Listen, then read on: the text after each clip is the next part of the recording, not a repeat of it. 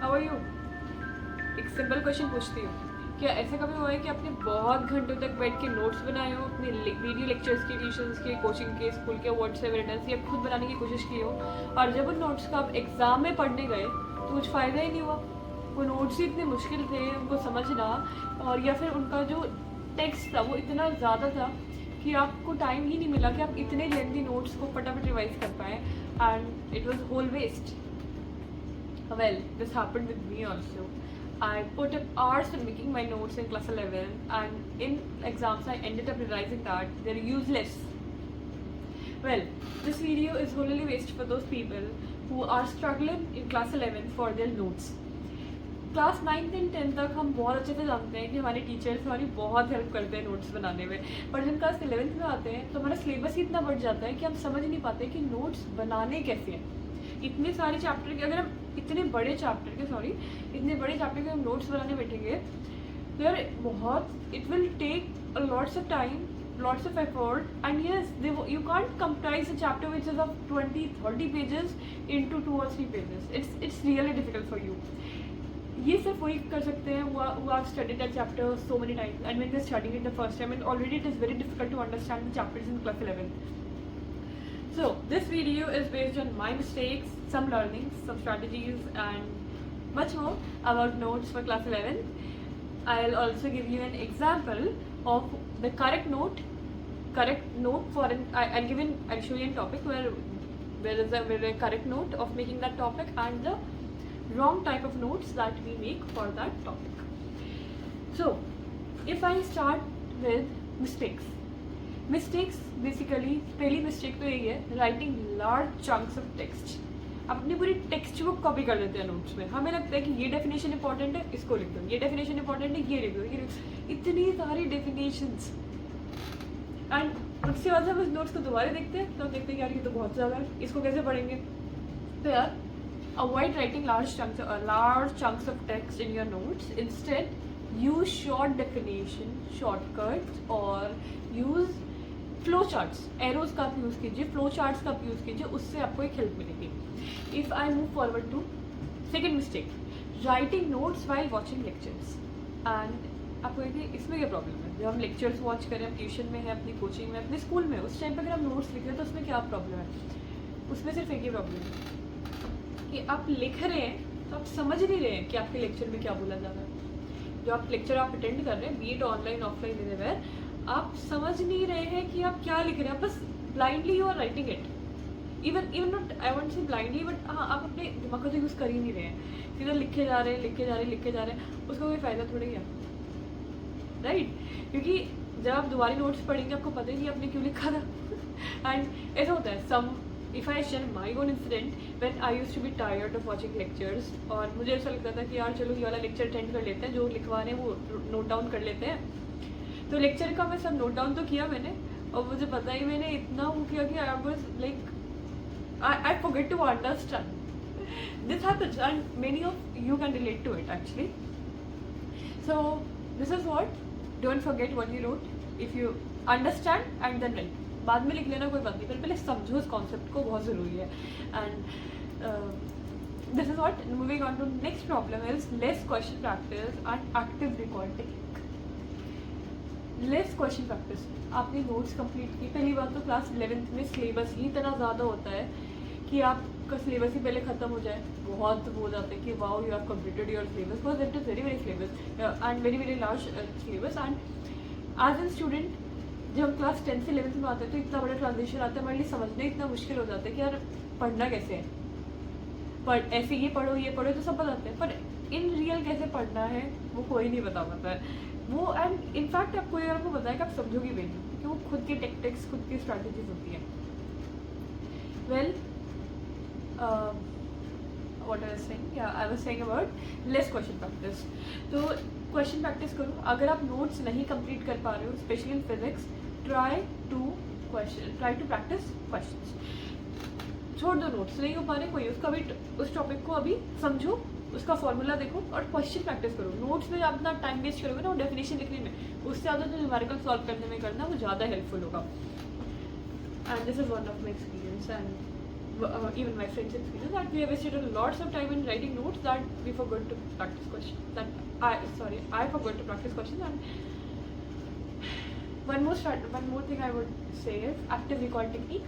In one of my video, I think I have discussed this about active recall technique, what's that and how can do that. You can check out those video. Whereas active recall technique refers to basically जब आप फटाफट अपने notes देखते हैं, आपने एक बार देखा, उसको रिवाइज किया फटाफट कि हाँ ये वाला टॉपिक है, ये है, ये नोट्स को बंद करो, फिर आप सोचोगे हाँ दिस वाज द टॉपिक, और उसको आप माइंड में लाओ. अगर आप उसको एक सीरीज में अपने नोट्स को अपने माइंड में ला पा रहे हो, तो यानी कि आपके नोट्स एकदम सही हैं और आपको चीज़ें याद भी हो रही हैं. So these were some of the mistakes. Now we'll be moving to some of the learnings that I have made. So now I'm attaching the two kinds of notes so that we can differentiate between them. So this one is the wrong type of notes. As you can see कि इस notes में हमने definition कितनी ज़्यादा लिखी है. Basically ये एक टॉपिक है work done by variable force, जो कि वर्क एनर्जी एंड पावर में आप पढ़ने वाले हैं. तो बेसिकली यहाँ पे है work done by variable force और इसकी मैंने डेफिनेशन लिखी हुई है. तो ये एक रॉन्ग मेथड है नोट्स बनाने का. क्यों? क्योंकि आप एक कंप्लीट डेफिनेशन लिख रहे हैं कि for example magnitude of force varies with displacement, it is called variable force. तो ये पूरी कॉल्ड, ये इज नोन एज, ये सब आपको पूरा लिखने की जरूरत नहीं होती है जब आप नोट्स बना रहे हैं. इसके नीचे भी पूरी डेफिनेशंस हैं, तो ये कंप्लीट डेफिनेशन लिखने की नीड नहीं है. अब मैं इसको दूसरा पार्ट दिखाती हूँ जो कि correct type of notes. See this one now. So here in this new notes, let me open it in front of me too. So in this new notes, as you can see, variable force क्या है? Magnitude of force varies with displacement. Simple एक line में आपने उसको define कर दिया. ये क्या होता है? ये होता है. तो ये जो सिंपल लाइन में जो आप इसको देख रहे हैं, आपको डिफाइन करना, यही एक करेक्ट नोट मेकिंग स्ट्रैटेजी है जो आप अप्लाई कर सकते हैं और लार्ज चंक ऑफ टेक्स्ट लिखने से बच सकते हैं. दोनों नोट्स में आपने ये दोनों नोट्स हैं, ये गलत वाले हैं और ये सही वाले हैं. गलत तो देखो ये वाला भी नहीं है. जब द थिंग इज कि क्या आपको नहीं करना है नोट्स में, मैं वो बताना चाहती हूँ. तो क्या नहीं करना है वो है लार्ज चंक ऑफ टेक्स्ट नहीं लिखने हैं, और इस साइड है कि आपको ज़्यादा से ज़्यादा शॉर्ट करके लिखना है और वो अंडरस्टूड भी होना चाहिए. इतना भी शॉर्ट मत लिख दो कि आपको समझ ही ना आए कि क्या लिखा है. So this is the two kinds of notes I have attached here. The first learning और the first tip you can say I would like to give you is less is more. Less is more basically आप अपने notes में सिर्फ उतना ही लिखिए जितना important है, जितना रिक्वायर्ड है. टाइम वेस्ट मत कीजिए उन चीज़ों को लिखने के लिए जो आपको लगता है इम्पोर्टेंट है, बट इन रियल उनको पढ़ने से कोई फ़ायदा नहीं होने वाला है. Before running to extra reference books, extra concepts, extra definitions, topics that are not required, उनको पढ़ने से पहले वो पढ़ लीजिए जो ज़्यादा ज़रूरी है. अब ये हमें बताएगा कौन ही क्या ज़रूरी है. Obviously your teachers, your mentors, your tutors, they'll tell you कि आपको पढ़ना क्या है, आपके लिए क्या important है. Follow your coaching, your school, your be it your online classes, offline classes, whatever you are taking, उनको follow करो. वो आपको सही में सही बताएंगे. If you are going to a well-renowned coaching institute and you think that they're trustworthy, then yes, they'll tell you what is required. Now moving forward to make notes for future you. और notes बनाने से पहले ना, make notes for future you, notes बनाने से पहले ना हमेशा ये सोचना कि क्या 3 महीने बाद मुझे समझ आएगा कि मैंने क्या लिखा है मेरे नोट्स में. ये बहुत ज़रूरी है. हम ज़्यादातर क्या करते हैं, नोट्स बना लिए अभी के लिए, कुछ भी आपने नोट्स बनाए, बाद में कुछ टाइम बाद आप देख रहे हो आपको खुद का ही लिखा हुआ समझ नहीं आ रहा. खुद का ही लिखा हुआ समझ नहीं आ रहा, यार क्या फ़ायदा ऐसे नोट्स बनाने का, है ना. तो नोट्स ऐसे बनाओ, ये सोच के बनाओ कि क्या मुझे ये बाद में समझ आएगा. अभी भी ऐसा होता है जब मैं नोट्स बनाती हूँ ना, तो मैं कोई भी एक ऐसा पॉइंट है जो मुझे लगता है कि मैं बाद में भूल सकती हूँ, तो मैं उसको वहाँ पे थोड़ा सा एग्जैगरेट करके फिर उसको थोड़ा सा एक्सपांड करके लिख देती हूँ कि इसका मतलब यहाँ पे ये है, इस साइड का मतलब यहाँ पे ये है. ये बात वहाँ पे आपको लेजीनेस नहीं दिखानी, यहाँ पे आलस नहीं दिखाना है आपको कि नहीं यार कोई बात नहीं बाद में देखेंगे याद रहेगा. नहीं होता, भूल जाओगे, फिर आप ये कहोगे ये क्यों है. और जहाँ आपने एक चीज़ भूलना शुरू करी, आप आगे के नोट्स में कंफ्यूज होते चले जाओगे. ऐसा होता है. तो make notes for future you. तो third tip now, third one is